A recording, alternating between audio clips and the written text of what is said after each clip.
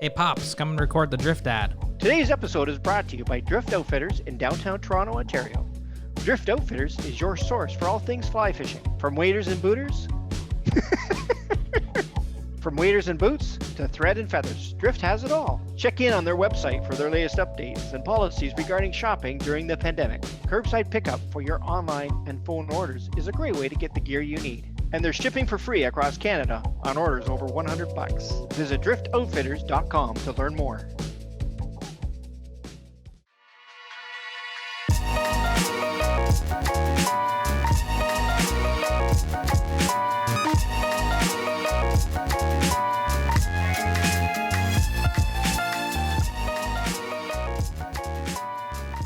Hello and welcome to another episode of SoFly. It is December 13th. Look at that. And wow, it's almost the holiday season. Ha! Welcome to the show, everybody. My name is Mitch, and we've got Aldo here. Hello. We've got Yilma. Hello. And we've got a very special guest on the show today. Mikey Metcalfe is an FFF certified fly casting instructor and a guide in southern Ontario. He's a total steelhead addict, but he's equally pleased to find himself fishing in a small creek for trout or chasing hungry smallmouth on topwater flies. Who isn't? You know what I'm saying? He's an easygoing guy, which makes his approach to teaching quite enjoyable, as does his focus on making learning to fly fish as fun as it can possibly be. He's instructed all kinds of anglers, from first-timers just learned how to get some line out to more seasoned anglers looking to add some new techniques to their casts. His home waters are the Grand River and the Upper Credit right here in southern Ontario, but he spends much of his steelhead season on the Big Head River, which is actually where we bumped into Mikey just a few weeks ago. Like so many anglers, the travel bug bit Mikey, and over the years he's found himself fishing a number of world-class destinations, including the waters of Argentina, the Caribbean, the Adirondacks, the Rocky Mountains, and more spots all across Canada. Home for Mikey is Fergus, Ontario, on the banks of the Grand. We're super excited to have him on the show today. Mikey, how is it going?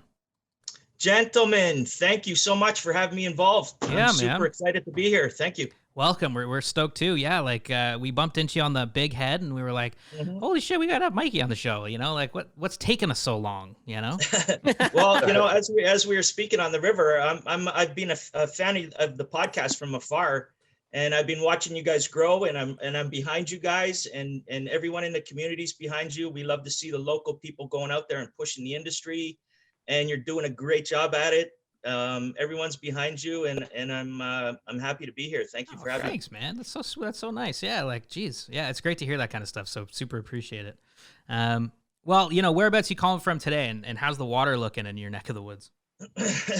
I am in sunny Fergus, Ontario, and we just got about 15 hours of rain yesterday. I looked at the flows. Yeah.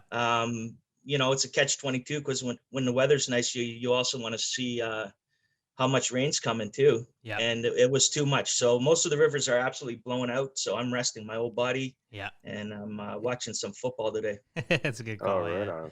That's Right a good on. call. Right on. Who's your team? The Bills. Oh yeah. Right on. Bills Mafia. Right on. Hey, you got the primetime game today. Nice. Mhm. You know when I was your age, we used to go down to the Buffalo games, but we used to do something called fins and skins. So we would fish the cat, you know, the Cataratas Creek. Oh, nice. Yep. We would go down there, we'd fish that Friday, Saturday, and then we would get a dive motel right across the road from Rich Stadium, and then we would tailgate all day with the Bills fans. That's such a great Man, that's thing. a great idea. I don't know how. I'm a huge Dolphins fan. So obviously, So much fun. obviously being in the same division, I always go see the Dolphins Buffalo game. Why have I never snuck in steelheading as part of that weekend? What a great weekend. Not only that, but October, November, you could still go to the games and not, you know, it's not minus 50 out. Yeah, exactly. Damn. Oh man, I'm totally, man. When Good the time. borders back open next year. Fins and oh, skins. I love that. Yeah. That's such a good. The that's state such a in good- New York's a lot of fun over there. I love going over there. Oh, it's the best. Yeah, it's so nice up there. And So much another fun. one is go fish the Niagara on each side of the river and have an international steelhead day. Yeah. So cross the border, hit a steelhead on the U.S. side, then you rush back into Ontario, and then you got to hit one on our side to win. That's cool. Oh, I too, like yeah. that. We used to do that too. That's cool, man. That's The isn't it border crazy? doubleheader. That's so well. How has your steelhead season been going? You know, like this year, have you been getting out a lot? Not as much as I'd like, but you know what it's like when it's on, it's on. When it's not, it's a struggle. Yeah. Mhm. I've been finding the last couple of years, the steelhead fishing is just starting to pick up, like right about now. The last 2 weeks of December have been absolutely lights out amazing. Yeah. So I'm starting to think December's the new November now. Yeah. We always get that first push coming in there. You know, you get those first big rains in October, halfway through the month, you'll get that first wave. You'll get the rod bend a bit. Then you always got a couple weeks till then we get the real big rains in November. Yeah. But the last 2 or 3 years, I've been even going back and looking at my journals from way back, and the rains always came in the second week of November, like as long as I could remember. Yeah. And now they're starting to come the last week to the first 2 weeks in December. So everything's kind of switched a couple weeks. It's really weird, and we're also finding out with hatches as well. A lot of the hatches are the last 3 years have been coming like 2 weeks later than normal. So something's going on out there. Yeah. I've been hearing this. I've been hearing that too.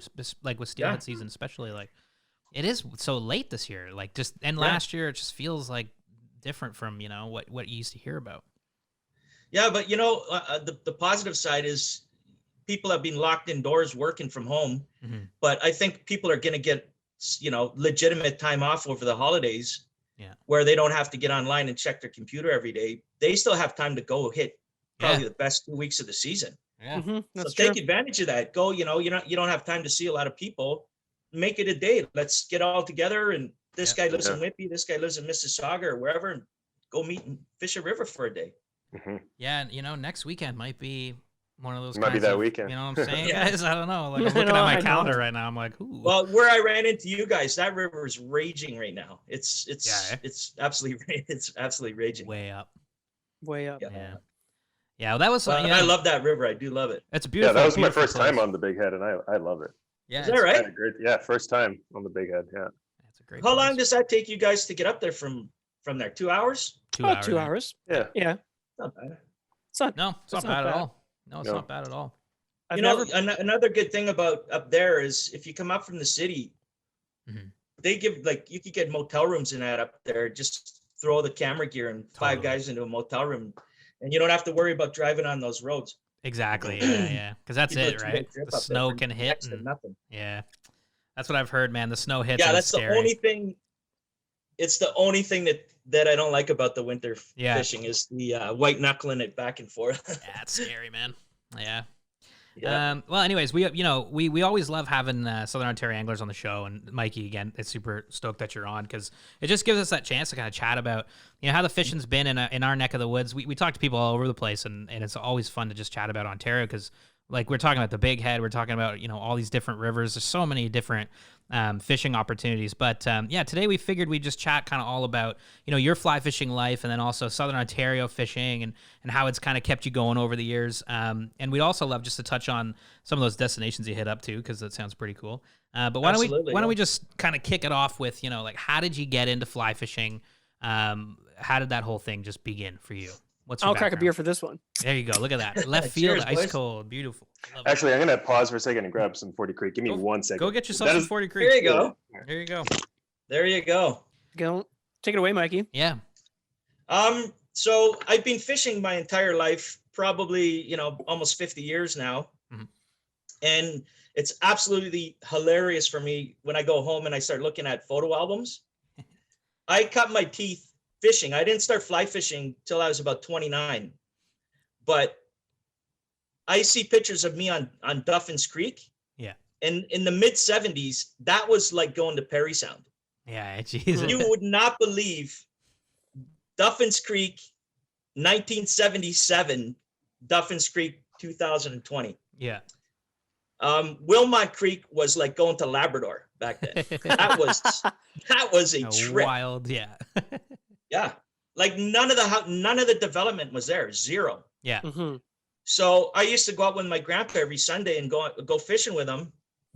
You know, we just basically let me run around as a kid and fish for catfish and pike and this, that, and the other thing.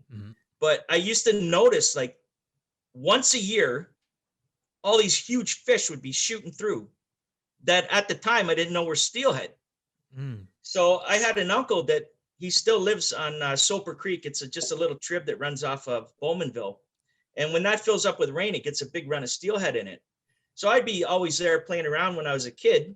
And then I remember one day this guy walked up over the bank and he was dragging a steelhead with him. And I lost my absolute mind. I was probably about 7 years old. Yeah.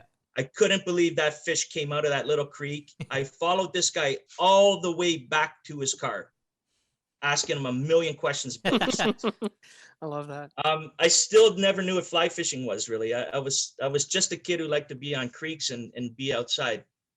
So it started to dawn on me that, I started learning about migrations and this, that, and the other. But fly fishing was really different back then. It was in the 70s, we weren't learning that when we were kids.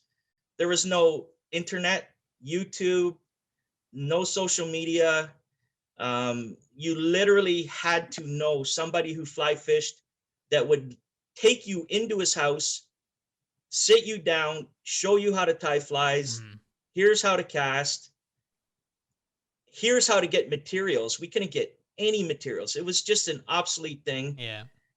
There was no fishing magazines. So, when you're a kid, you go on hockey tournaments, you go down to Detroit and all these little places. And when you go into the corner store, they used to sell different magazines. And I used to always buy the fly fishing ones just because I just thought it looked so cool. There was always an alpine setting behind it. And I was fascinated with it, but it was kind of like, it's not for us. It's what they do out there. Fast forward, I was an avid camper and traveler. I was the guy that traveled up north every weekend and camped, and I've been everywhere in Ontario for 20 years. I just traveled and I've seen pretty much this whole province. And I was meeting a friend that I grew up with. This is probably about 22 years ago. And his neighbor, maybe it's a little longer than that. His neighbor was from Argentina and he used to come fishing with us. We used to go bass fishing. And when we used to go to his truck to get stuff, I saw a fly rod in his trunk. So I was like, what's going on here? Like I started teasing him, like, look at this guy. He's fancy guy. He's fly fishing and he's doing all this. Yeah. He told me he's only fly fished. He's trying to learn our style fishing, spin fishing, so he fits in with everybody. So I got fascinated. I'd go bass fishing. I would always run up to his car, come back with the fly rod, and I just kept getting on him and on him and on him. And he taught me how to fly fish. Oh, wow. And I think eventually he even gave me the rod and just told me to leave him alone. So his name's Roberto Olguin. He's kind of like an uncle to me. Yeah. He's like a true fly fisherman. He's technical without knowing he's technical. He's fluid without knowing he's fluid. He just fishes. The Argentinians fish a way different style than we do up here. It's more throw the fly out in the water and let's see what God does for us. Right. So when they go on the water, it's more like they're drinking wine, they're taking naps. Sometimes they have great days, sometimes they don't. Sounds pretty good. So their vibe it's really different. It's a 50-50. Yeah. Half fishing and half doing all that kind of stuff. And once I learned, we can do that here, I got just immersed into it. I just got addicted and I never stopped. So it's probably been about 22, 23 years now. But I do love all styles of fishing. I'm not the kind of guy that denounces any style of fishing. I think fishing's your day out. Everyone works hard. They got they got a day to do whatever they want. If you want to sit in a lawn chair and throw a bobber in a worm, have the best day doing that. I just believe being outside and fishing, as long as you're doing everything legally and kosher, enjoy. That's great. We've definitely been adopting a little bit of that Argentinian mindset through steelheading. It's the best, man. Bringing bigger lunches and longer lunches. The way he tells me is you got to prepare a day that no matter what happens with the fishing, you're going to still say it's the best day you had. Yeah, totally. Love that. Yeah, it's good. And to this day, when I'm with him, we never go fishing. We say, let's go see what's going on out there. Yeah. That it's just the best. Yeah, that's fun. That is a fun. I like that. Never any highs or lows. You're just having a good time out there. It's just fun. Yeah, exactly. And that's what it should be, right? That's how I felt on the Big Head, actually. it should be all about that. Yeah.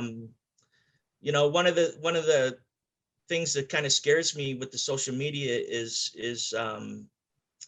the kids being under pressure to get pictures of fish, and they're known as kids that fish a lot, and they feel pressure that they have to get those pictures out to feel worthy. Yeah. And they're going to the river with anxiety. Yeah. Their drive to the river is under an anxiety, hoping that they smash fish. To get pictures. It's kind of sad, but Yeah. you know, I think they'll grow out of it. Yeah, hopefully. I mean, you know, I think true anglers, you know, appreciate everything around it, right? And yeah, and I hate to sound like the old bitter guy. You know, we didn't have flow charts when we were your age. And Yeah. we didn't know how many mils of rain it rained in Meaford. And Yeah. Well, it's important to call out. It's important to call it because you had to learn it all in different ways, right? Like, Yeah. it was you harder. know, and you learn a lot from young kids. You know, they keep you young. I fish with a lot of young kids, and they keep you moving. Yeah. And they're always up on the new trends. You know, they know it way before you ever will. Yeah. The younger guys, Yeah. Oh, they're all over that stuff. Yeah, Oh, totally. yeah. I mean, how many times have I showed up to the river, you know, and it's just blown and I had no idea? Yeah. And then somebody was like, you know, there's flow charts, eh? And I'm like, what?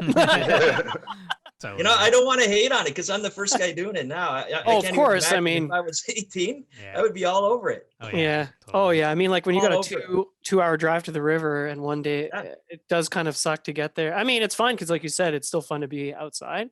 When you show up and the river's like, like, remember that And then- day, Mitch, I you was and I gonna showed up to the say, credit? Yeah, it was just brown. We showed up to the credit. We didn't look at anything. It was just like brown. We were I've like, done it. Well, Everyone's done let's it. get some breakfast. we just left and got eggs. We're just like, okay, bye. You know, up until 15 years ago, you had to have an aunt Mhm. or an uncle or somebody that lived there. Yeah. Yeah. And even then did it rain a lot this weekend? Yeah. Well, what's a lot to you? Doesn't mean that's a lot to me. Yeah. Right. Totally. You know, Yeah. now they could say, 32 mils Yeah. to the exact millimeter dropped Show yesterday. you a little graph and everything. Right now at this second, here's what that river's flowing at. Yeah. It is pretty amazing. It's great. So wait, was your first fish on the fly a smallmouth bass then? Rainbow trout. Rainbow trout. Nice. Oh, no right way. on. Rainbow trout. Wicked.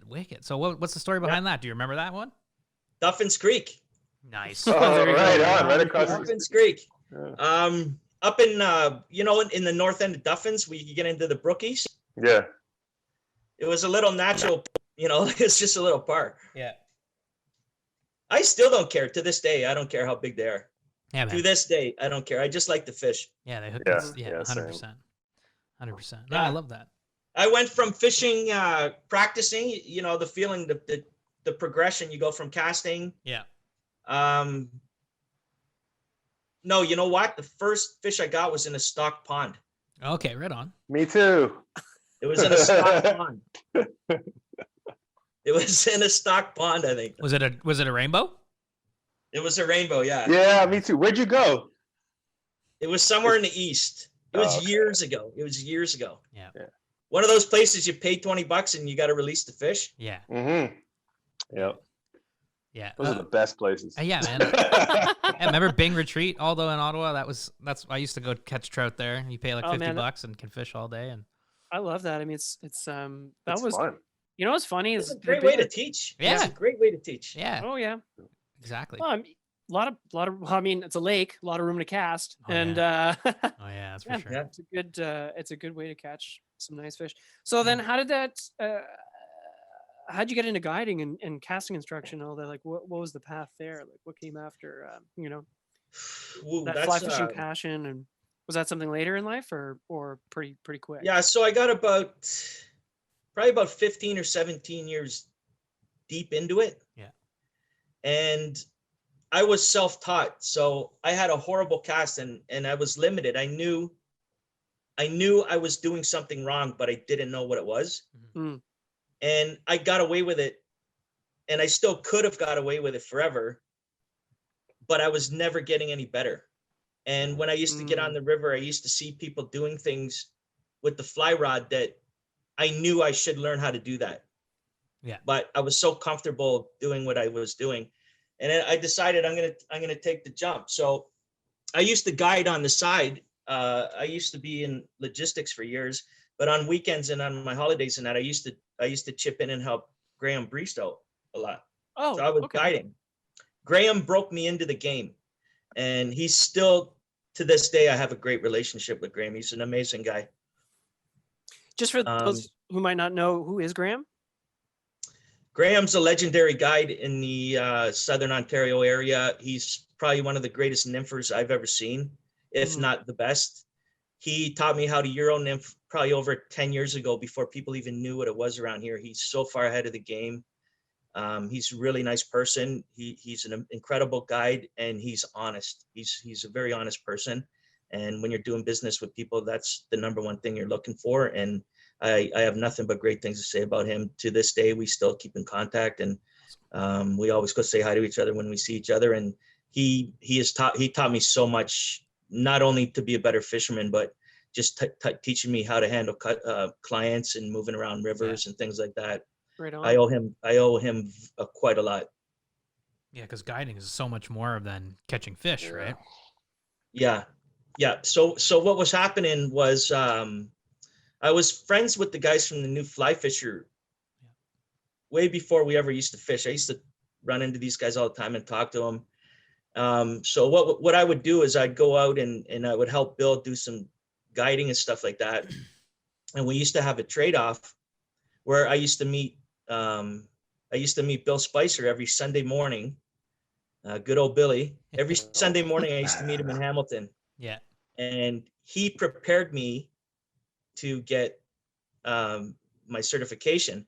But before I did that, I was such a bad caster. I went to, a good friend of mine, Rob Heel, he's a certified caster as well. Yeah. He's been guiding up here 20 years. I went to him, and it took me a year to break down my cast. So I had to break down everything I knew and rebuild it. Like, when you hear like Tiger Woods saying, I'm reworking on my swing. Yeah. I had to break 15 years of muscle memory. Oh my God. And then I practiced every day for a year. And then I went to see Billy, and he prepared me to get ready for the exam because he's a master certified instructor. So he wouldn't be able to give me the exam because it's a conflict of interest. Right.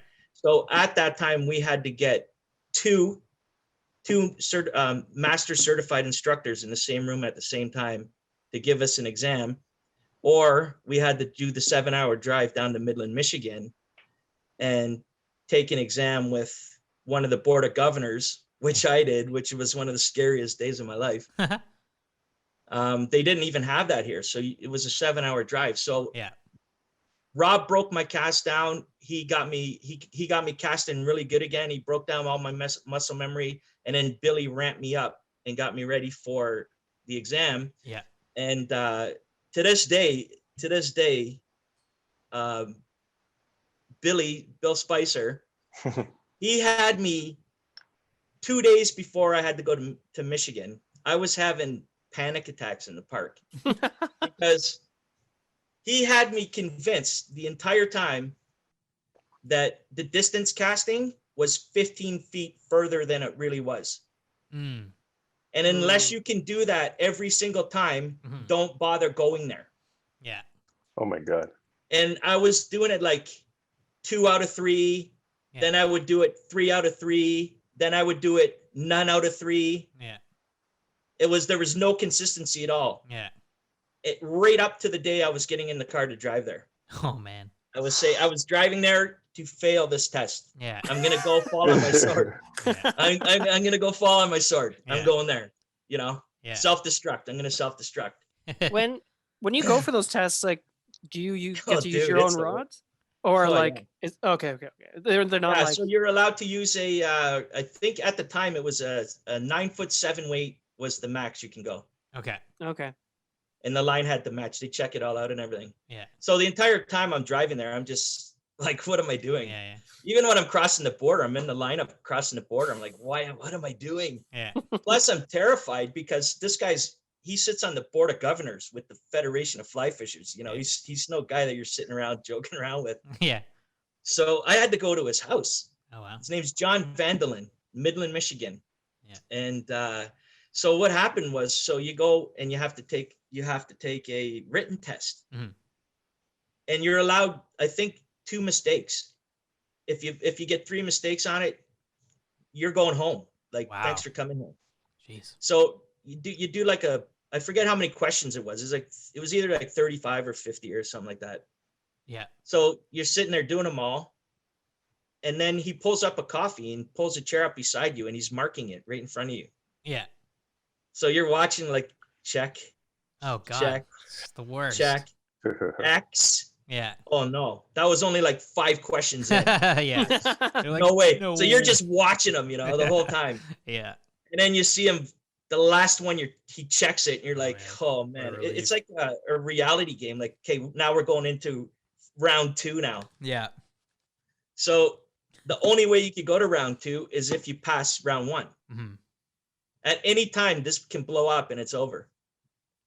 So now that happened. So then I have to now go into the field and do the casting. Yeah. And then on top of that, then you have to do a teaching part of it. But when you're doing the casting thing at the time, it's probably pretty similar now. I think you're allowed to make two mistakes. Right. And there's like 40 casts you have to make. Jesus. If you make 3, the test is over. It's not even him saying, hey, I think we should end this. It's just, that's how it is. It's over. And then you just have to drive home 7 hours. Yeah, you have That's to brutal. drive home. That'd be so After brutal. practicing for two years, though. Yeah, This is a yeah. 2-year thing. Yeah. Shit. So then it comes to the distance part. Yeah. This is where the part I've been thinking about Yeah. for the whole time leading up to this. Yeah. While he's marking my thing, I'm thinking about the distance cast. Like, I can't stop thinking about it. And then I'm in my mind, I'm like, oh, I'm gonna fall on the sword in the bottom of the 9th, Mhm. down 1 run. Like, I'm gonna just get to the end and die right there. Yeah. So when I get to the test, it was something like 20 feet closer than Bill had me prepared That's great. That's so good. The Spice see, Man. He's got Nice his, man. He knew what he was he's doing. got his ways. for. I felt like I exhaled and I was like, you son of a bee. I was like, he's probably at home laughing right now. Yeah. You spicy son of a. But, and then he's telling me, it's like, I told you, I don't want you to go down to pass the test. I want you to go down there and make it a no-brainer. And then there's also the fact that he put his name on the line too. So I had to go down there representing him as well a bit. Yeah. But I'm telling you, it was so nerve-wracking. God, but when you pass, like, what did the guy say? Like, oh, you're good. This guy was stone-faced. Yeah. He's like, you passed. Stone-faced killer, man. Yeah. Stone-faced killer. I didn't know if I was failing it horribly or acing it. Yeah. And then the guy, before we did the distance cast, doesn't he just go, I just want you to do this? And he just does it with a sidearm cast. Jeez. Yeah. Oh my God. It's amazing. Just to go, here, this is just how you do it here. Yeah. With a sidearm cast. He didn't even lift the rod up more than his waist. Jedi. And he's like, okay, now your turn. Yeah. Your turn now. So after all that, how obviously it turned into a guiding career and but do you teach casting as well? Like for Yeah, absolutely. I mean, obviously that's part of guiding for sure, but I mean, like, do you teach? No, I do special private casting classes. Oh, cool. It's actually my favorite thing to do. I really enjoy it. It's probably my favorite thing to do within the industry. Yeah. Yeah. I love watching somebody go and literally have never held a rod before, and then it's amazing. They'll start sending me pictures. Yeah. And then a year later, I just got a 15-inch brown. So you get I remember this guy when he didn't even know what a fly reel was. He never held one before. Now this guy's out there slaying browns like a champion. Yeah. So that's really good to see. I love it. Totally. So what about? And it's surprising. It's one of those things. 1 out of 10 guys will pick it up like he's been casting for forever. Yeah. And you have no idea how is he doing this. Totally. It's just amazing. There's always just one person, and you think they're almost playing a joke with you. Like, no, I've never done this before. And you're like, okay, seriously? Yeah, man. Yeah. I know. I see those too. That's like our buddy Idis. He's like with spay casting, eh? Yeah. Like Yeah. Yeah. Some people see. I don't have crazy. an easy time spay casting. Yeah, like some people just pick it up and they're just like, all right. And you're just like, that's pretty friggin' good actually for like 2 casts. Yeah. How long have you been doing this now, Yoma? This is my 5th year, I think. Are we already at 5 years? I think so. Yeah. Oh Yeah. man. Yeah, I picked it up when I met Mitch, which was about 5 or 6 years ago, yeah. 5 or 6. So yeah. Damn. Yeah. And then Aldo perfected my cast, and then Whoa. Okay. okay, well, he made me better. Yeah, I can always. I Fish mean, don't care what it looks like. Just get it in the water. yeah, exactly. But then, I mean, Ian Troop last weekend, you know, gave me a couple more pointers. Like when you see me like on the river, I can cast, right? But it's always like getting better and better. It's not something that comes easy to me, right? Which is my next question. Like, do you ever teach any seasoned anglers to kind of like give them a refresher or anything like that? Yeah, so you'll get all kinds. You'll get somebody. So the average age actually is 40 years old, I believe, Oh wow. for a beginner. 40 Yeah. years old. Yeah. A lot of people are they're waiting for the kids to get out of school. If it's not fly fishing, it's I'm buying a Harley, Or golf? taking up scuba Right. diving or something, golfing or something like that. Yeah.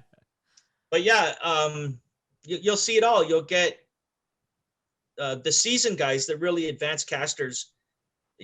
I'll see those guys or gals. Usually in the winter, they're ready to tune up to go slay some tarpon or Right. Yeah. Right. something down there. So they want me to take a look at their double haul or something. Mhm.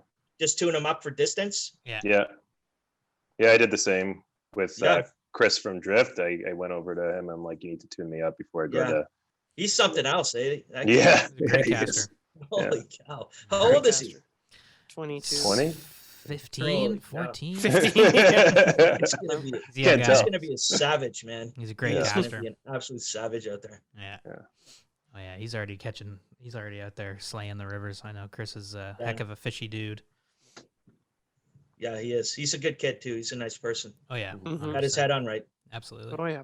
How much does Yeah. So you'll. how much does sorry. how much does the FFF certification like cost? Do you know how much it was? Do you remember? I think it's like $100. I was just gonna say, like, I feel like it'd be a really funny video to not teach Yelma anything else, and we send him down to get certified, and we just see how badly he can fail. Wouldn't that be fun, Yelma? No, not for you. Wouldn't that help your wouldn't that help any anxiety you might have? Yeah, we got to do something where he's got to unlock doors with his cast. Yeah, exactly. Fuck. Turn So it I'm into a gonna- show. Yeah. Man, Yeah, that's so- wild. FFF it's an certification.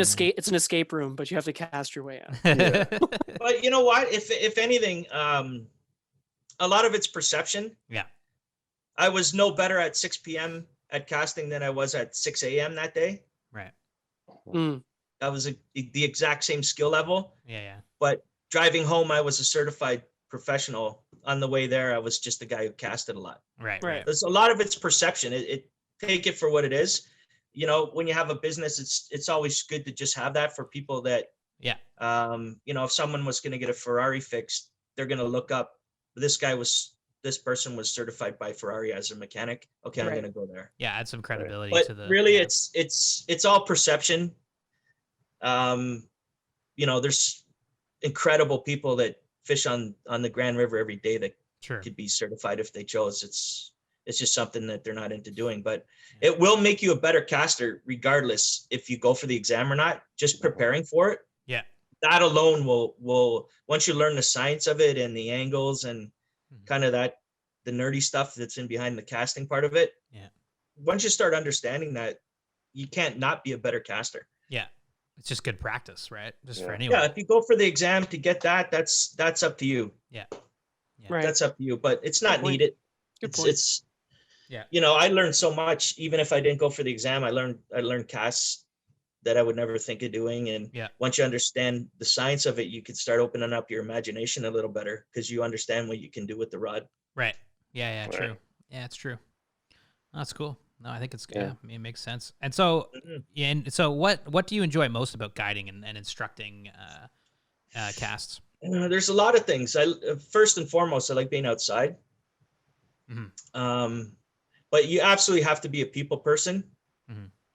That's probably more so than being the fly fishing side of it. You got every single personality from every single walks of life, from every single class of people coming up here. You don't know who you're going to be meeting. So you have to be able to adapt and be good with people.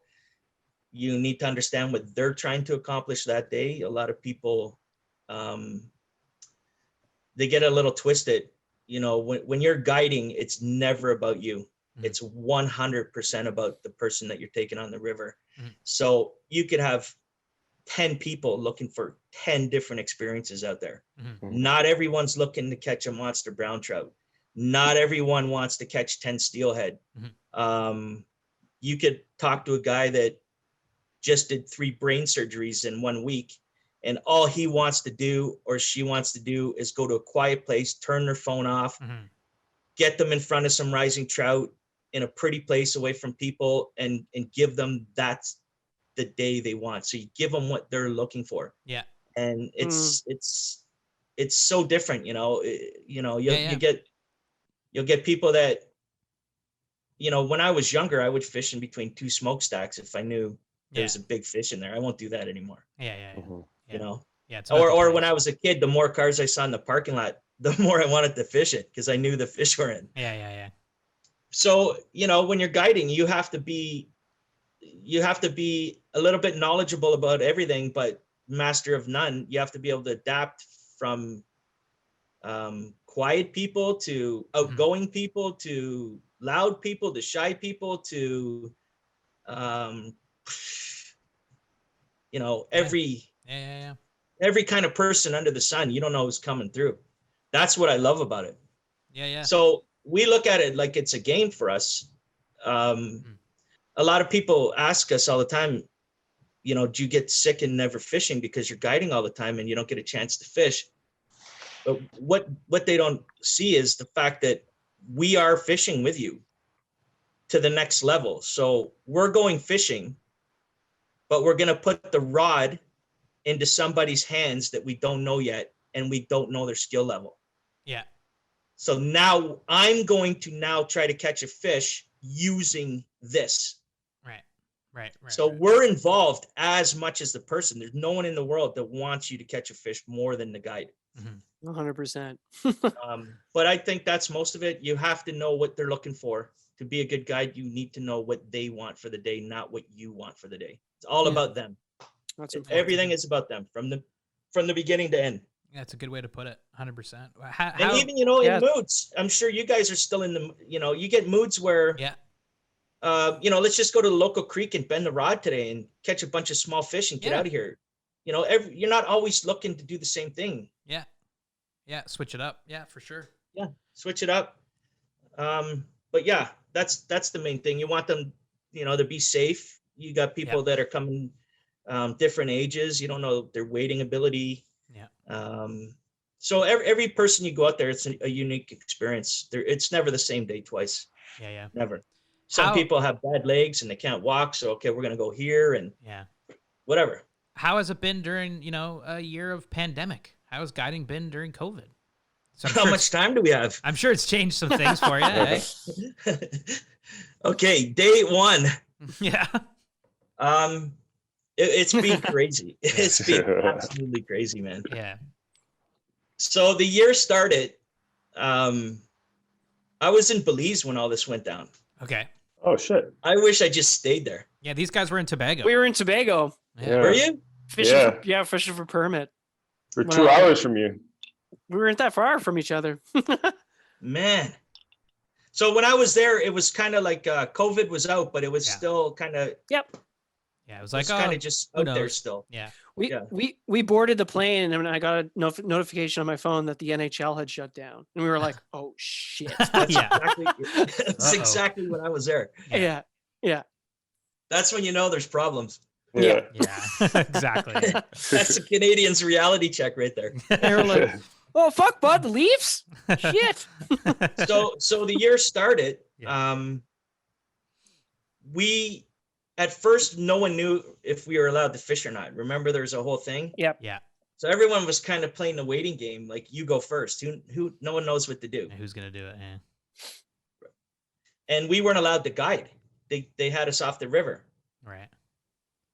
So people started getting their feet wet. The first week, you could have shot a cannon through the Grand River. You wouldn't have hit a person. Yeah. There was nobody here. The Yeah. first week of the season, it was desolate. We might as well have been in Labrador. Yeah. It was Mhm. empty. Mm. But it was just people that were fishing through people's backyards. Right. Is the only way you could get on the water. Yeah. And then they opened the river and they let us start guiding. Then they closed the credit. They started towing all the cars from the credit. Oh, yeah, that's right. Oh yeah, I remember that.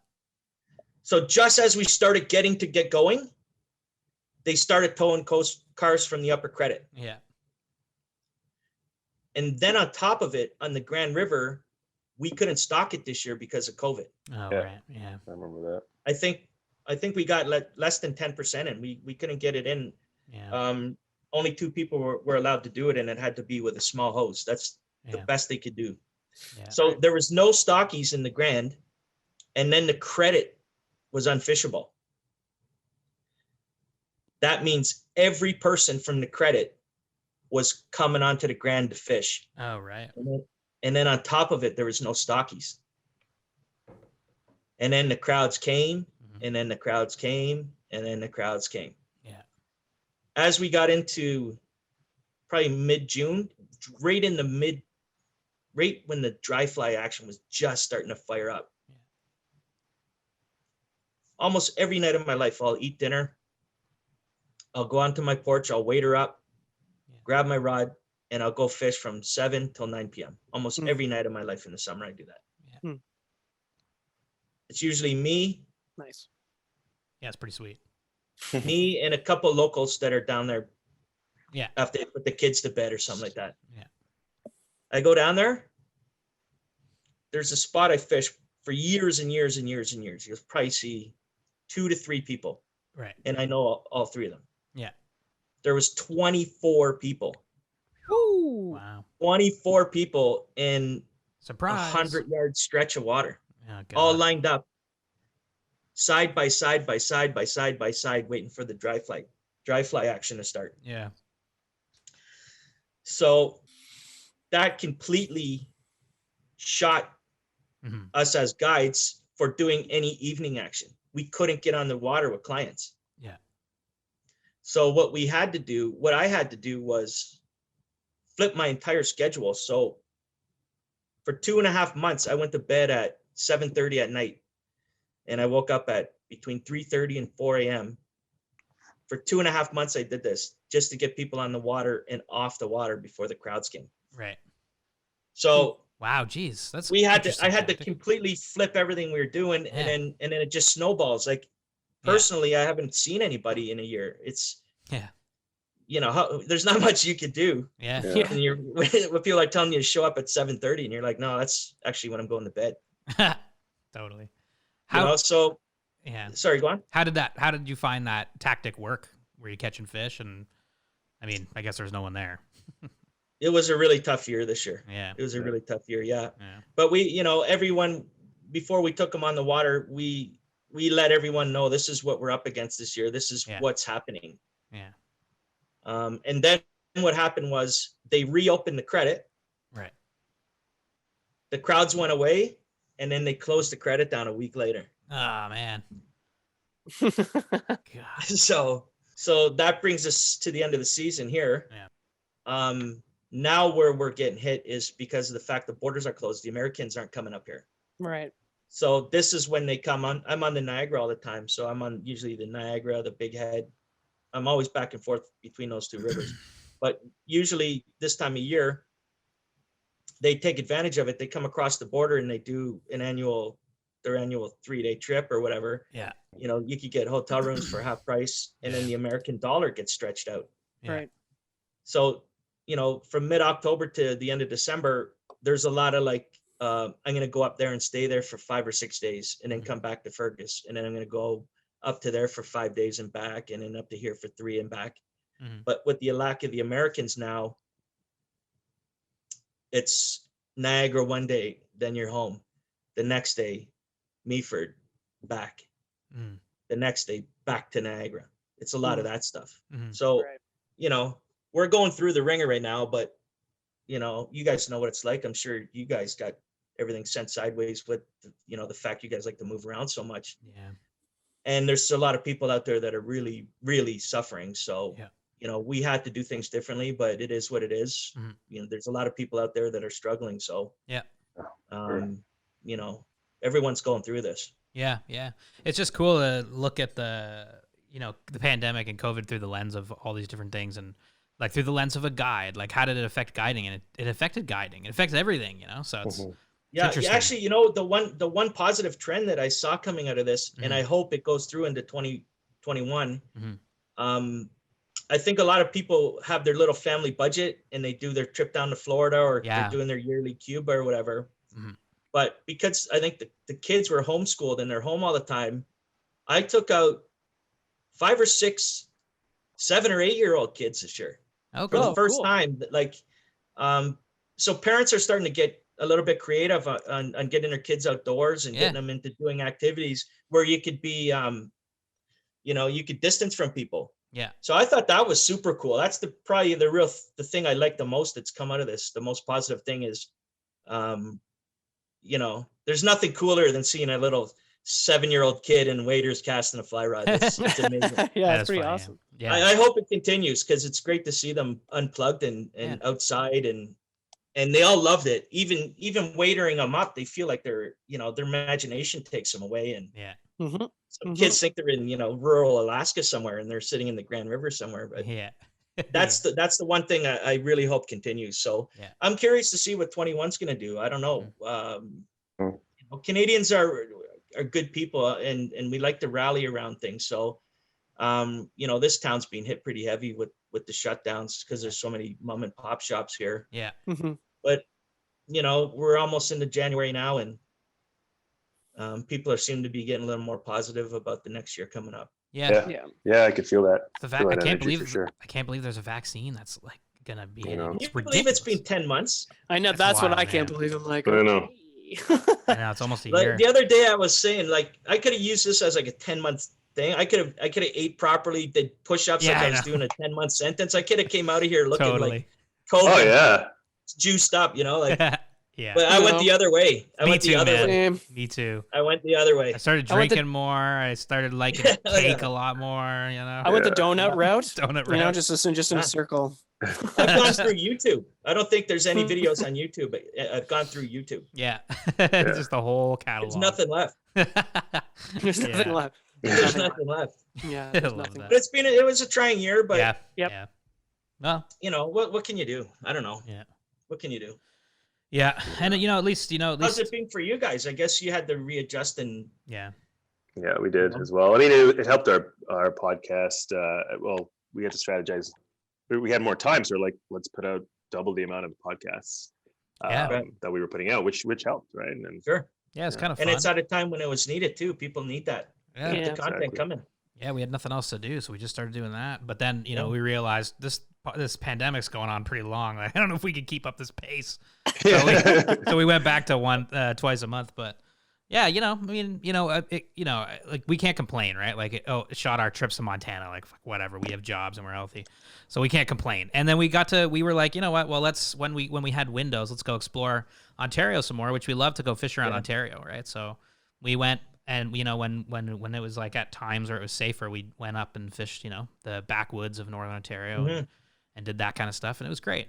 It was fun. Yeah, we did a lot of backyard exploring, if you will, which I think a lot of people did, you know, or at least people were lucky enough to do so. And there's a lot to see in this province. Oh, yeah. Oh, yeah. Totally. I think like sometimes you go on fly-in trips, and when you're up in those little planes, it looks like the most vast place you've ever seen in your life. Yeah. And when you come home, you look on a map, it's just a little pen dot. Yeah. Like a couple little lakes. Just a tiny little pen dot on that map. Yeah. I know. Ontario's huge. So that's the way to do it, though. Oh, yeah. 100%. Yeah. Oh, yeah. Absolutely. I will probably do the same thing next year. I don't see us really traveling that much. want to go back to Algoma for sure. Yeah. You know what? I was up there just just around the time when you guys were up there, Oh yeah. and it's the first time I got up there in probably 20 years, and I kicked myself the entire drive home, Yeah, wondering why I never went up there again. it's cool, eh? It's beautiful. Yeah, It is I one- love it up there. yeah. I wasn't on that trip, but the pictures looked radical. I mean, like Oh, you guys You were really saying, hit Unreal. the fall colors perfectly. well, steelhead, musky, pike, bass, pink Everything. salmon. I was like, Jesus. Yeah, I want to go back up for steelheading. Man. Definitely want to go back up there in general, but yeah, just seeing, so much opportunity up Yeah, there. It's yeah. beautiful. Yeah, I love it. I'm definitely going back up there this year. Oh yeah, Yeah. big time, Yeah. big time. Absolutely. Oh yeah, Well, steelheading. Okay, so let's just talk about steelheading for a minute here. it is how we kind of met you. It is how we Yeah. met on the river, the big head. It yeah. is. We heard you like Steelhead. We heard you like steelhead. We know Who the doesn't? Who the doesn't? backstory. And the Great Lakes steelhead are awesome, and we've got so many of them. What is like the perfect steelheading day for you down here? And what are your favorite steelhead rivers? Like, where are you going? What's the best steelheading day? I'll give you one on each side. I like fishing Cattaraugus Creek in New York, Yeah. and I love fishing the Niagara and Big Head here. They're my two favorite here. They're two different vibes, but equally good. Oh yeah, beautiful Go rivers. ahead. I love the Niagara just for the when you hook a fish, it's in open water, and Oh yeah. your whole life you're looking down at the water. You're never looking up. Yeah. So the perspective's amazing. And when you hook a steelhead in the open water, and then add the current to it, it's crazy. Right. And I like the Big Head in the fall for the colors. I love going up there. And the perfect day for me is if the steelhead are in, probably right when the colors are in their full bloom. Mhm. Hoodie weather, Yeah. little puffy jacket. Yeah. You could walk forever. You're never hot. Yeah. Mhm. That's good times. That is a That's great good hot or times. cold. Yeah. That's good times to me. Yeah. We haven't talked much about the Niagara when it comes to steelheading. Really, it's probably the river I've fished personally the least. Yeah, me too. It's terrifying if you don't know it. That's what I mean. I'm scared. Like I went down there first time. I'm like, I'm scared. To this day, it's the only river I don't go there alone. Right. And it's the only river I don't play around in, like joke Mhm. around, Yeah. Yeah. get silly. Yeah. Yeah. But as far as fishing, it's world class river. Yeah. What you got to learn is the flows. The flows are bonkers down there. Right. The Right. flows can go up and down 15 feet a day. Yeah. Whoa. Jesus. God. Are you walking and waiting the Oh, Niagara? yeah. Yeah. Yeah. Oh my Okay. God. Okay. Yeah. I mean, not Actually, waiting, a couple but years maybe ago, I just was on the, a funny story down there. I was waiting on the New York side. Yeah. Years ago, I was waiting over there down near Devil's Hole. Okay. And all of a sudden, one of those like student park ranger kids that they hire for the summer, Mhm, mhm. Yeah. Mhm. he ran all the way up to the gorge and told on me that I was in the river. Oh man. They had to send 2 cops all the way down the gorge. Oh. And man. this walk is the walk of death, man. Yeah. It's way harder than ours on our side. Yeah. They had to send these 2 cops all the way down Yeah. to tell me to get out of the river. So I'm fishing in the river, and all you hear, "You gotta get out of the river." And I was like, "Comment ça va?" Yeah. So, I'm from Canada. Yeah. What? And they couldn't get me out of there. Yeah. No, they got so mad that I came out. Yeah. And the guy was so mad at the kid because the fact that the kid told them made Yeah. them that they now had to go Had to just do in it, case yeah. something Right, happened right, to me. Now right. they're legally caught Yeah. for Yeah. it. Yeah. They didn't want to. But it's an amazing river, man. Both Yeah. sides too. I really miss not being able to get down there. I love getting down. I like going to the Ontario trips in New York, but they Yeah. can get a little busy. Mhm. But I love the Erie trips down there, and you could fish it. They're 365 down there. Oh wow, that's Oh, right. Yeah. Right. So I go down there in April around Easter. I get all my personal fishing out of the way, and then I come home to work at the Yeah. end of the month. Oh, okay. Cool. And then my 2 favorite days of fishing in the entire year is U.S. Thanksgiving Thursday in New York. Oh yeah. There's not a soul. There's not Oh, a soul on the true. river. Yeah, that's a good There's point. not a soul on the river. Yeah. On the flip side, the Friday's the busiest day of the year. Right. Yeah. But Right. the No, Thursday itself, the day of Thanksgiving, Amazing. it's empty. That's true. Absolutely empty down there. It's a great way to think about it. Yeah, it's a real good time to get on there. So I love the trips over there. Canada Way Creek and Cattaraugus Creek are my two favorite there. Mhm. Yeah. I try to get on the Cat every time, but it blows out. Yeah. So I go down there and I fish Canada Way Creek, and then if I could get on the Cat, I will. Yeah. But the Niagara, you could fish it on our side all the way from Queenston all the way to the Whirlpool. Oh, okay. Right. Cross the bridge at Lewiston, you could do it the same. Yeah. On their side all the way across. Yeah, it's a beautiful river, man. The color of the water and just like I can't imagine fighting a steelhead in there. Like, it's so deep. You know, we forget how famous that river is Yeah. until you go down there with somebody from Switzerland. Right. Mhm. That they know the river. They've heard about the river their entire life. Yeah. So you get to see wow. it through their eyes, you know? Yeah. It's pretty cool. It's a real cool river to fish. Yeah. Yeah. Gotta spend. Well, we would need your guidance. I don't know what the hell. Just I'm don't doing. ask me to swim. Yeah. Yeah. Yeah. and then you spend your split your time between the Big Head, which is awesome. The Big Head's great. Yeah. Great Yeah. river. For a different reason. I like I'm a walker by nature, so I like to move. Yeah. Mhm. And that's the perfect size for me to move around. Yeah. Right. Yeah. It's right. Yeah, a I mean, the walkable Kind of river. guy that likes to Very sit and walkable. park it in one spot. I like to move, stick and move kind of thing. Yeah. Mhm. Mhm. And that's the perfect size. Yeah. It Not really too is. far away. It's pretty. Yeah. Yeah, it's gorgeous. Run into people all the time. I know there. Yeah. Yeah. Yeah, Yeah. definitely. Yeah. I call it Fergus North. Yeah. Yeah, That's it's beautiful. It's beautiful. Yeah, it was the first time fishing it for me this year, and I was like, oh yeah, I can see why people love it so much. It's really cool. Yeah. It's a different kind of steelheading than I was used to, because usually we fish the Grand where we're just swinging big water, Mhm. But it's super cool. Like it's really fun, and I love that you can walk and just cover a ton of water. You know, that's one of the beauties of fly fishing. You could fish so many different styles, Yeah. You Yeah. could go from swinging the Grand to poking away in the pockets at the Big Head. Yeah. Exactly. Mhm. I'm- Mitch I'm caught a just- very nice steelhead on Did there. you? on the this big year. head. Yeah. Maybe Not that's the why. day you saw us, but Maybe yeah. that's why I like it so much. I was like, oh, There you first go. time out, I was like, look at this thing. You know, you usually only remember the ones you lose. Yeah. Exactly. Yeah. Exactly. I've lost Sure some that- beauties, man. True. Oh, Beauties. man. Yeah, there's nice yeah. fish in there. It's so good.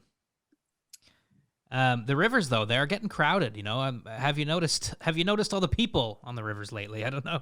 I think it's not really a new thing. Maybe it's just the last little bit. But have you noticed an increase in anglers on the Big Head, for example?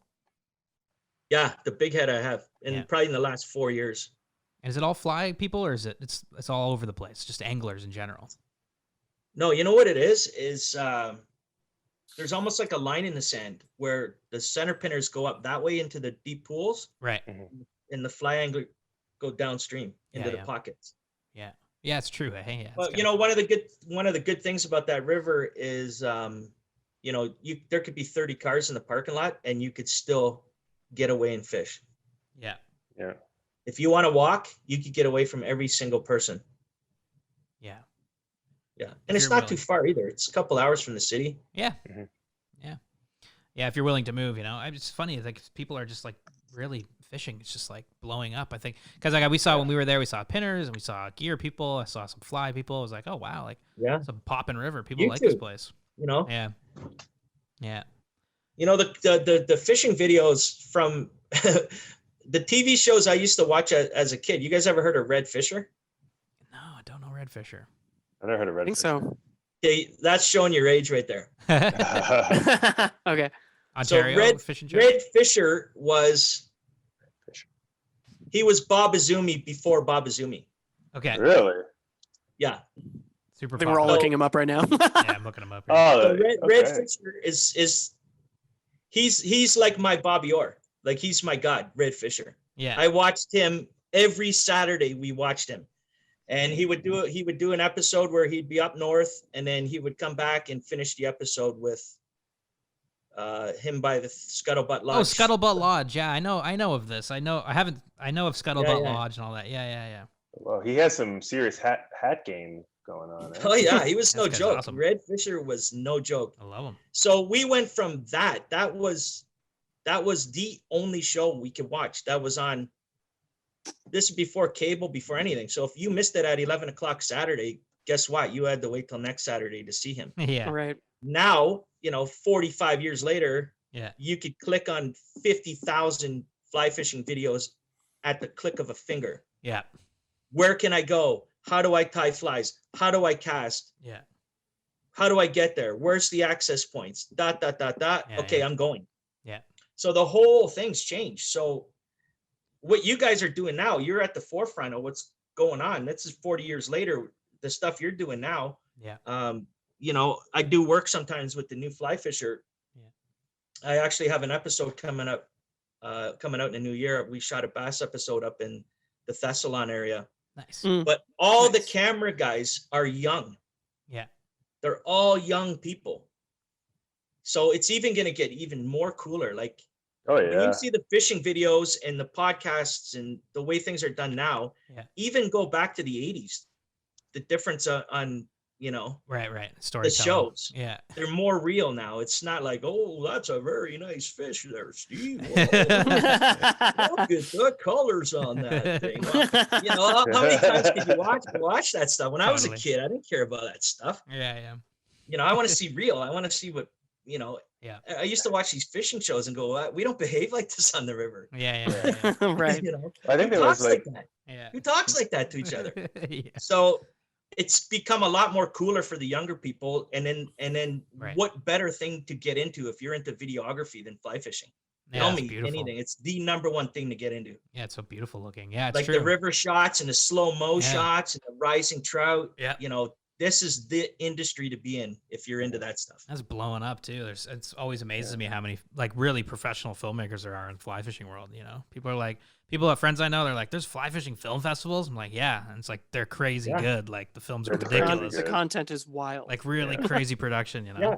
And you could get two 16-year-old kids in their grandma's basement making these now. Yeah, sure. Yeah, 100%. It's amazing. It's Yeah, man. amazing.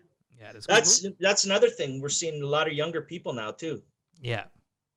A Yeah. lot of younger people getting into it. So it's a good I think thing, it's right? amazing. It's a good I want thing. everyone to get into it. I want everyone to catch fish. I want everyone to come and try it. Yeah, absolutely. Yeah. It's a good Yeah. thing. I think that people are getting into it, right? I mean, why is it a good thing? Like, is it just a matter of because people are going to protect kind I of what they think- care for? I think with the conditions we're under right now, I think people have really reevaluated their lives. Mm. And I don't think people realize just how much time kids are spending indoors, plugged in. Yeah. They're not outside. Mm. When I was a kid, we were never inside. I was never We were inside. dragged indoors, Yeah. Oh yeah. or your brothers got looking for you Yeah. because your mom sent them. Like we are never home. Yeah. Yeah. And I think the way things are now, people are realizing we got to get outdoors more. We're going to do things. We got to get active. There's nothing better to me than seeing a 10-year-old kid chasing after frogs or Mm-hmm. chasing after minnows in a creek or something like that. That's to me, that's what being a kid's all about. I think Oh, 100%. they get their hands on the technology way too young. Mm-hmm. Yeah. Yeah, it's true. Yeah, I mean, But- it's 100% is important to get outside and appreciate it, Yeah. So I think the camera work is the number one thing that's caused the growth. Yeah. And you could also now go, oh, what's going on in Wyoming right now? Fly fishing Wyoming. Yeah. Okay. I might go there next week. Where do I go? Yeah. Oh, so-and-so lodge is there. Oh, there's the a guide. info. Oh, So accessible. airfare. You can Mhm. book the Yeah. airfare, book the trip, order your rods, Yeah. get the tying stuff without leaving your chair. Yeah. Yeah. Yeah. No, it's true. 100%. So you Yeah, guys it's are in the funny. right industry. You guys are going to be, I think that's a good point. Actually, it's a Yeah. it really does lead if you are a creative, like if you are a filmmaker, You're making a stuff. camera person, a photographer, a yeah. visual artist, a graphic snowboarding's a designer, cool even, one. like, yeah. Yeah, snowboarding, Snowboarding too, skateboarding. yeah. A lot of Yeah, videographers that I've Yep. met. But They fly started- fishing was never considered. We weren't the cool guys. Yeah. Yeah. All the videos were guys railing down things with skateboards. Yeah. The guys doing the skiing down, getting dropped off with helicopters. Yeah. Fly with skiing. fishing's there now with them. Yeah. Yeah. It's true. It's It's- right yeah. there with them now. Yeah, it's good. Well, Exactly. it's changed It never the scene. used to be. Yeah. It never ever used to be. Yeah.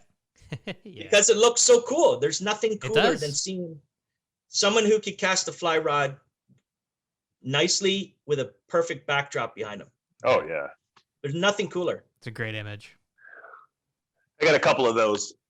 Oh, come on now, Yoma. Oh, come on, now, chill. I'm just kidding. Well, I guess the people on the river is a good thing.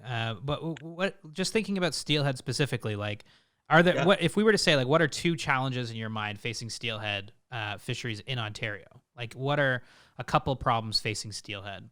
What would you say? What would you say those problems are? Well, I could get controversial when you talk about things like that, but Mm-hmm. you know, in my opinion, people keep way too many fish. Yeah.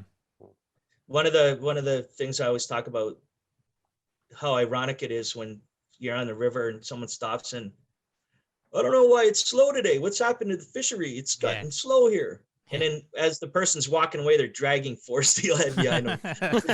I know, it's so like, yeah, weird. It's like, what are you talking about?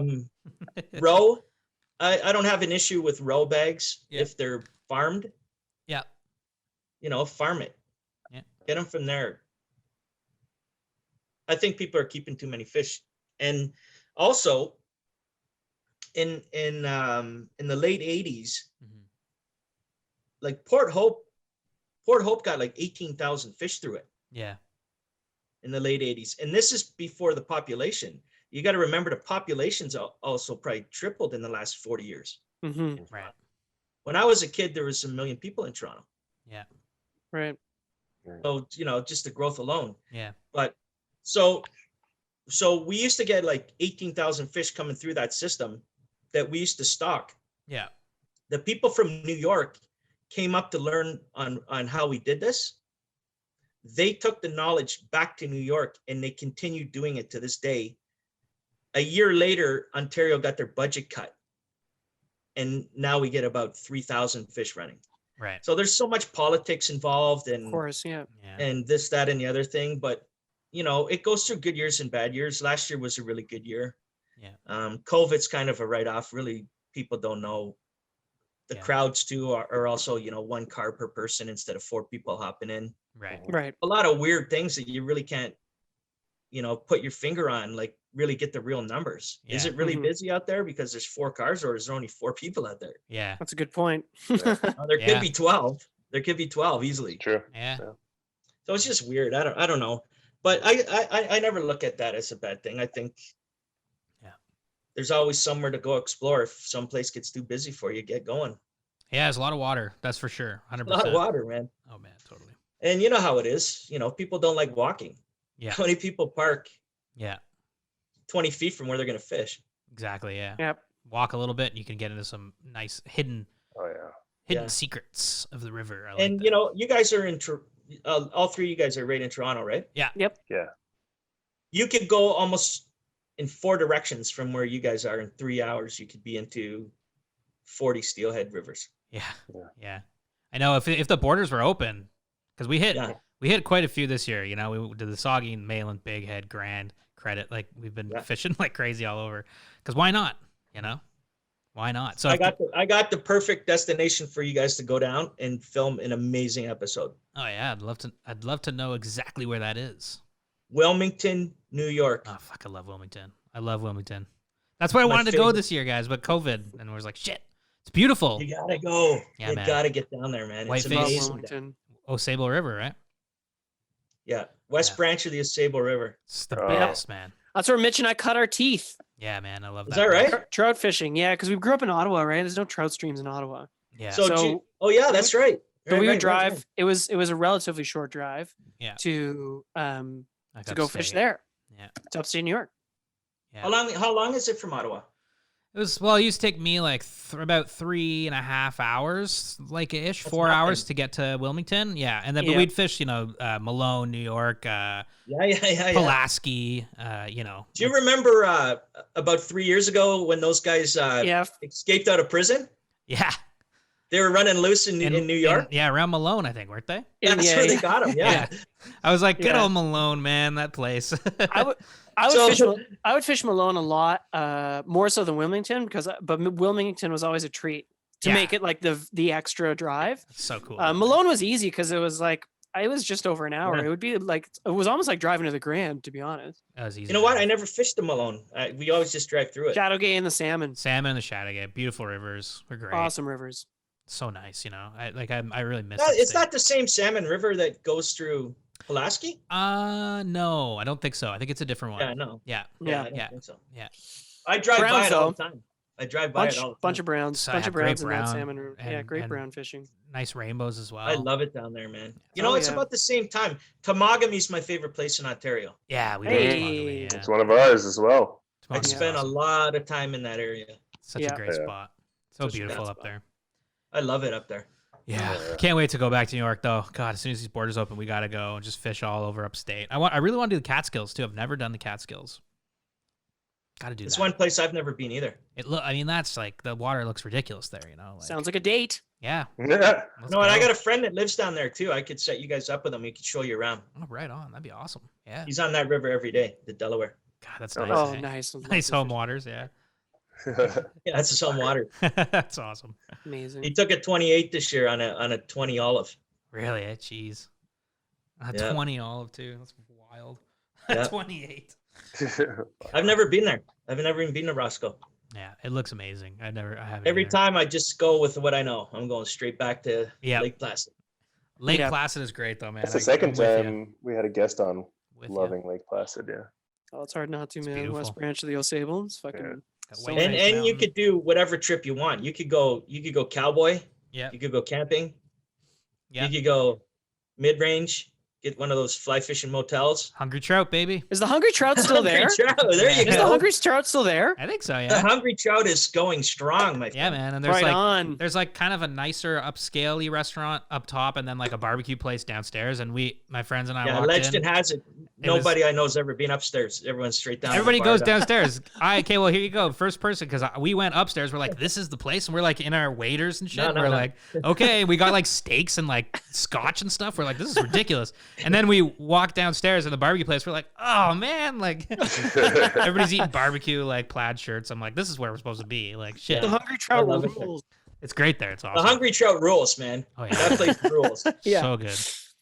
Place rocks. Yeah. Also, like, what a great name I got. Yeah, it's the best. isn't it? Yeah.